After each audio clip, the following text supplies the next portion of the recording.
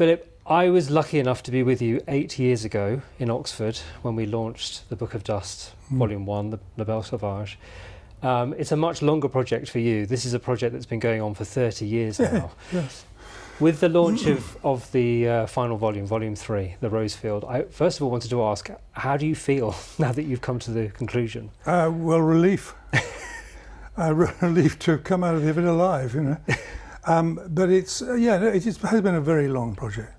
It's been almost half my life, I suppose. So naturally I feel relieved to have got to the end, and for people to seem to like it so far, so that's good as well. And it's I also feel free, you know.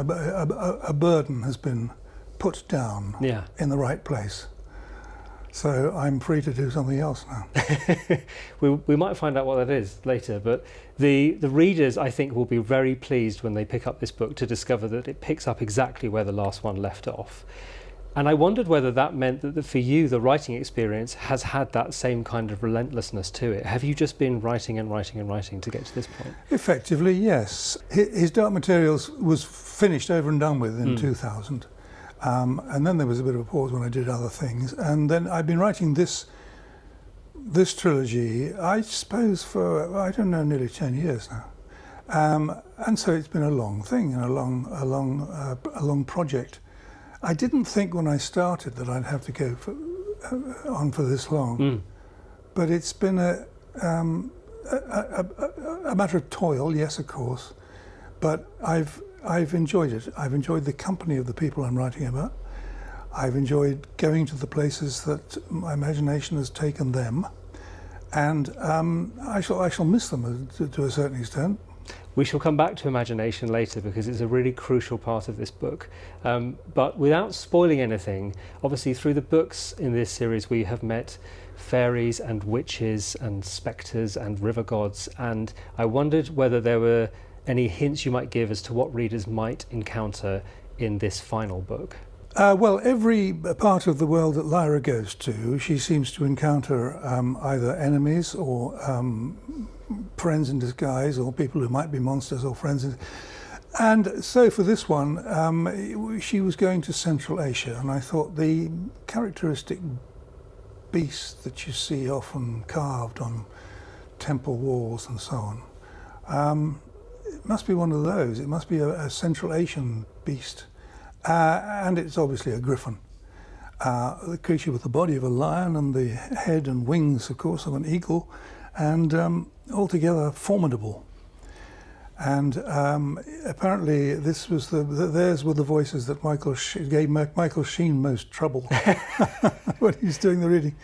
I'd given him groups of Swedes before, and Norwegians, and 6 Hungarians and so on, but he said the griffins were trouble. Finally, he got tripped up by something. I don't think he was ever tripped up. He had to tread lightly. I was really intrigued by something that you said on my proof copy of the book. You were talking about how you see yourself as a storyteller rather than a novelist.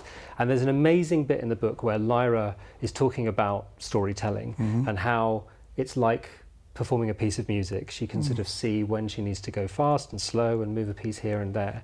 Is that how writing feels to you? And can you explain a little bit about what you mean, I suppose, about being a storyteller rather than a novelist?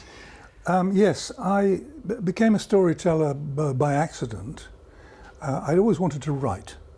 I thought a writer was a person who wrote books and got paid money, and that seemed like a good idea of a career to me. But I found myself teaching, because nobody pays you anything at all for your first book or your second book. And to earn a living, I was a teacher for 10 years or so, and I told a lot of stories to the kids I was teaching. I told them stories from the Greek myths, fairy tales, ghost stories, and so on. And I learned a lot from doing that.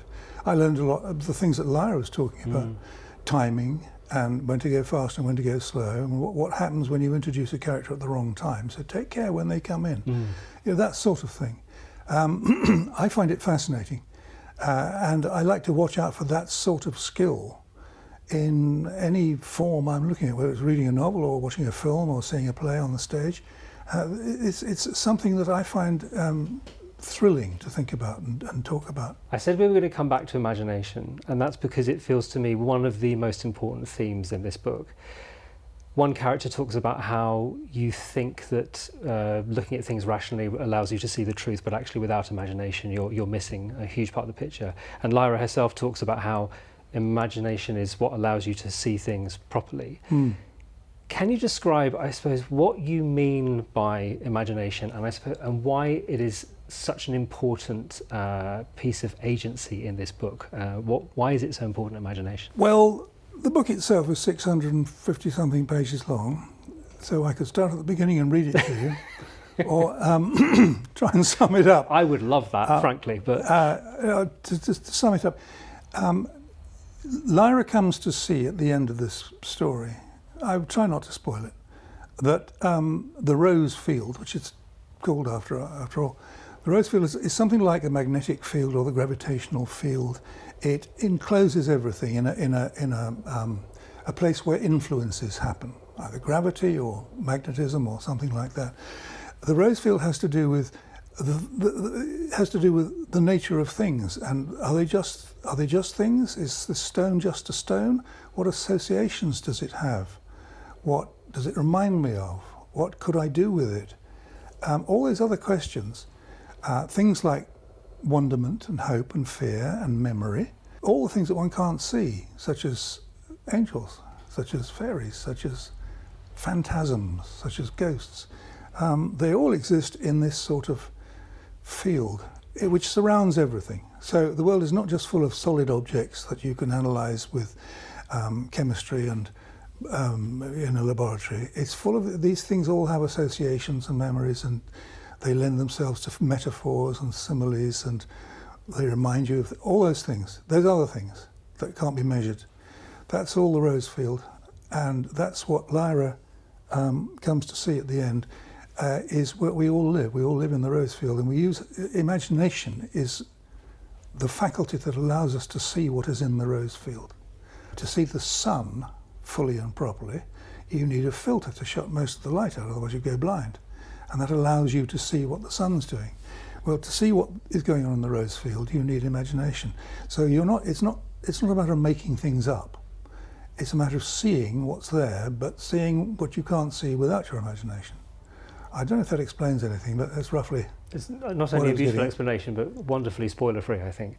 Good. The novel is sort of set in a changing world. Structures are falling apart, bonds are being broken, and it's very easy for a modern reader to see echoes and parallels between that world and the world that we all live in. And with those ideas and allegories that you're working with, I was really interested to know, with the writing, whether the primary driving force for you is the world that we live in that you want to talk about, or whether it is your creative pursuit, or is it simply, I suppose, those two things working together? Well, it's me using my imagination, which, as I've explained, is the faculty with which we see things, to talk about the things I can see. And the things I can see are not just stories and characters in stories, but their tendencies and the ways the world is moving, and all these impalpable, invisible things that are there, but we can't see them unless we manage to learn to see them. And as I said, that's imagination. So I was writing about that and the process of learning to trust your imagination and learning to let it learn to see. It's like any other faculty. It gets better with practice. And if you learn to trust it, it becomes more secure. I was very moved as I finished this book, and a little bit sad too, but there is a nice hopeful note on which it ends. I couldn't help but wonder, given that this has been, as you said, sort of half of your life you've been writing and thinking about these characters, how possible it was going to be for you to let them go, and whether you are able to switch your brain off and stop storytelling with these characters and people. What do you think you might move on to next, or is it just a question of having the relief of finishing this and then seeing where inspiration strikes?